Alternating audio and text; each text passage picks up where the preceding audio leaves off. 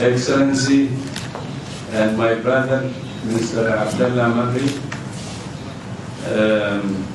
Excellencies, invited guests, ladies and gentlemen.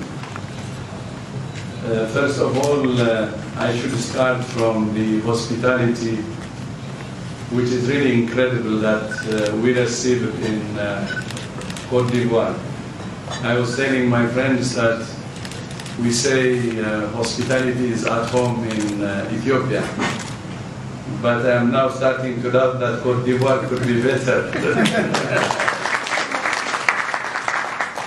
So thank you so much. From the first day I arrived here, from the airport until now, almost 3 days, I don't even remember how the days really passed. It's because we really enjoyed it. So thank you so much for the wonderful hospitality, and it's, as I said earlier, beyond words.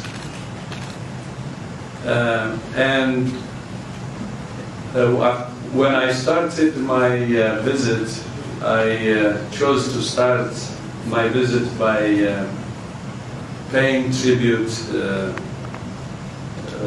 to the victims of the attack on March 13. And I visited Grand Bassam, and this is to express our solidarity also. And I was really saddened when they told me what happened. By the way, that attack affected Grand Bassam Hotel until now, and the manager told me that they had only 2 clients during that day, my visit.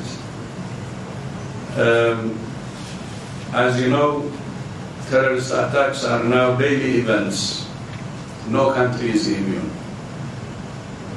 Not Europe, not US, not Africa, not Asia, none. It knows no borders. And it's a serious threat against our world.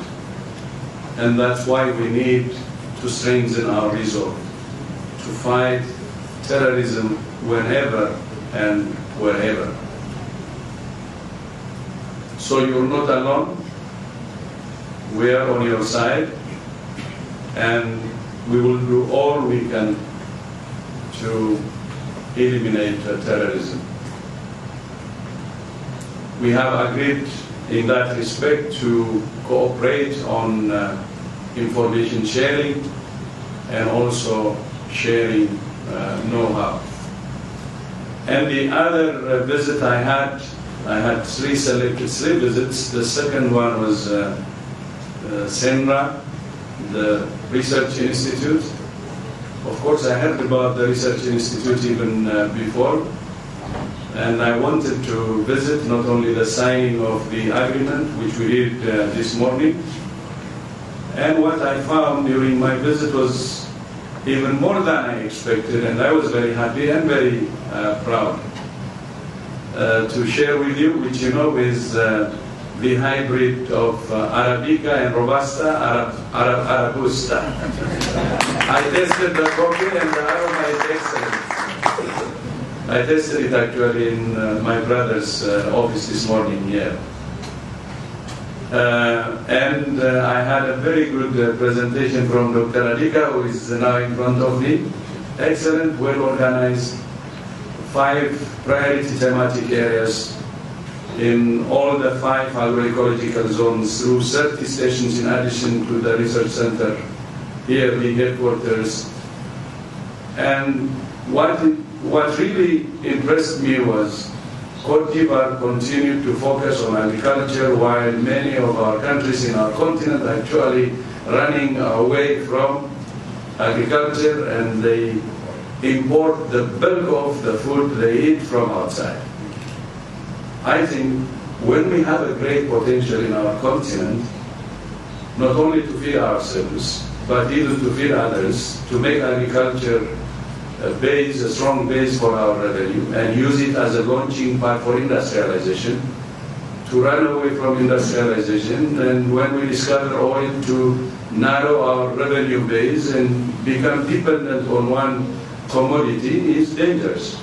And I think Côte d'Ivoire realized that a long time ago and chose to exploit its potential, especially in agriculture, and also widen its revenue base. This is a very good lesson for the whole continent. And we can do really well on that. And from the research center, cassava per hectare was not more than 10 tons. Now it's 30 tons per hectare, which is really excellent. But one thing which, of course, Côte d'Ivoire is trying its best, the value addition is the one element that should be given emphasis.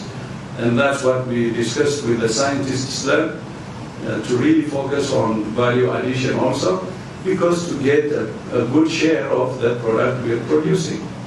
Otherwise, exporting raw and what we get out of it is a small fraction of what actually those who process it get, is really unfair. And we cannot really get a better share by just condemning, but through research, do our best to get our fair share from what we produce. So that's also a big lesson from the Research Institute, and also from the government strategy, which is focused on agriculture, and which is using it as a launching pad for industrialization. So that's the second visit. The third visit was, I can see Benoit, you here, another best example for Côte d'Ivoire. It's soccer team. By the way, I'm not a soccer fan, and some soccer fans may not be happy. I am only fan of my national team, so when my national team plays, then I'm up to it, or onto it. Otherwise, any club, you name it, even from home clubs, I am not a fan of any of the clubs. When our national team plays, that's when I get crazy and my heartbeat actually increases. And I had a very good explanation from Benoit, who is joined us this evening, that it started in '93 and how it really brought a paradigm shift. And above all, the way it was designed from the very beginning, with a vision, and also not only academy, training, but also its own club, and revenue sources to sustain itself. And I have seen the good hotel there and other revenue sources plus the sponsors. And I was very happy to visit Yaya Toure's dormitory in Chorni, and his brother's Kolo Toure, the same. So we would like to really learn from Côte d'Ivoire on this. It started in 1993. Now you see, not like our football zigzag, but really good level. And I even predicted that in 10 years we will start this model very soon. Maybe in 10 years, inshallah, Côte d'Ivoire and Ethiopia will play for Sekafa and the World Cup.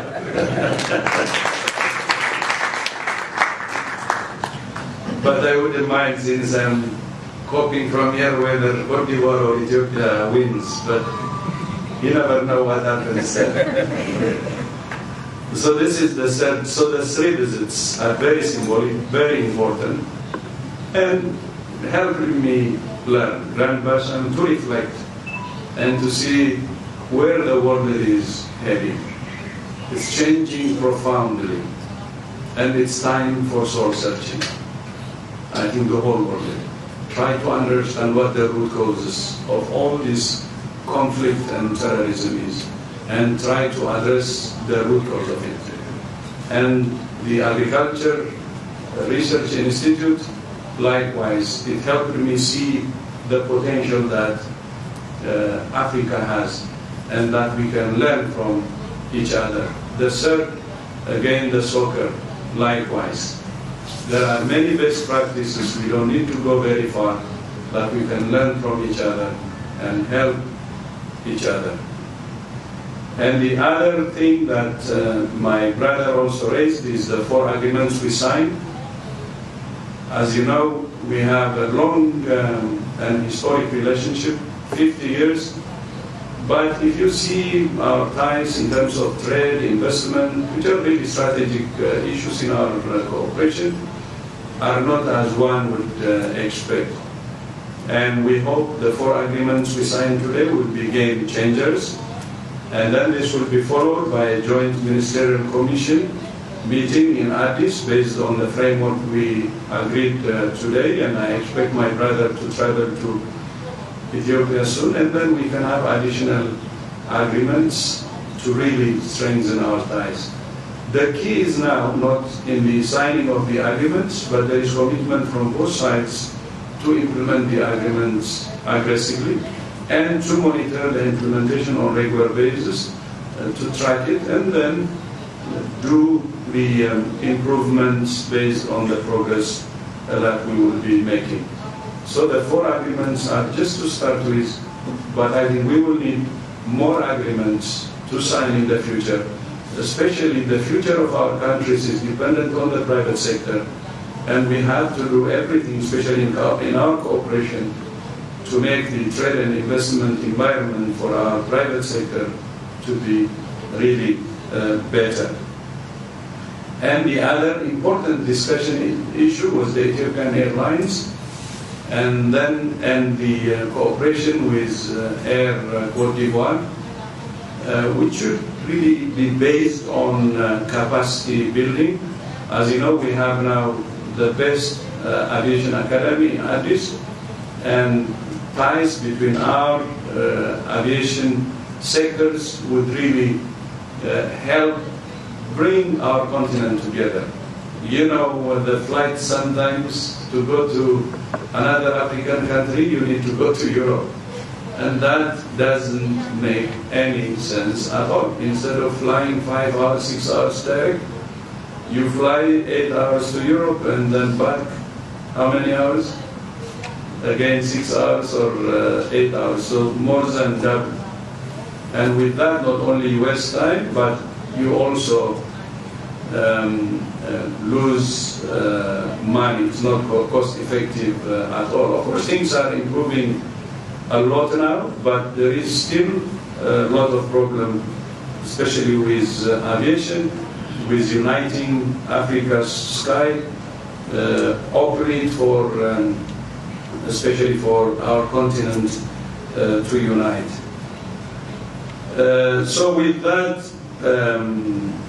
I think from as outcome of our bilateral discussions the last 2 days, there is a readiness from both of us in doing our share to realize the 2063 vision of our continent, to have a united, prosperous and peaceful Africa.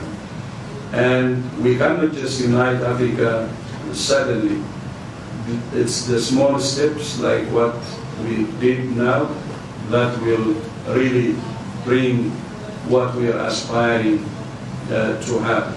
And we would like, from both sides, to make this partnership a model and to contribute modestly to the unity of our continent.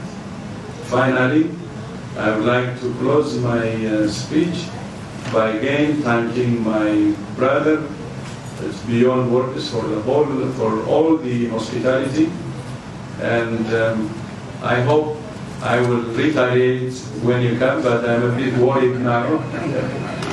And long live Côte d'Ivoire Ethiopia relationship. Long live Côte d'Ivoire Ethiopia friendship. And I have seen the great potential in that. And I believe we can do it. Merci beaucoup.